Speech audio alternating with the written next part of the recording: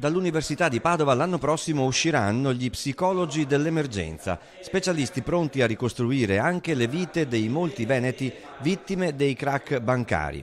Al Bo è in partenza uno specifico corso di un anno per una specializzazione che va oltre la classica figura dello psicologo con studio e lettino. Quando la persona si trova in una condizione biografica rispetto alla storia propria di vita che non vede prospettive, i risparmiatori che lei citava è uno di questi esempi, ma sappiamo che non è necessariamente solo il risparmio, ma anche il lavoro, ma è anche la ricerca della casa, ma è anche l'interruzione di un rapporto sentimentale, ma è anche il non appartenere più a una rete amicale. Trova delle competenze specifiche proprio di continuità biografica, di continuità del mantenimento del flusso narrativo della propria storia e quindi della propria persona. Quando nella storia di una persona qualcosa si interrompe, intervengono gli psicologi dell'emergenza biografica.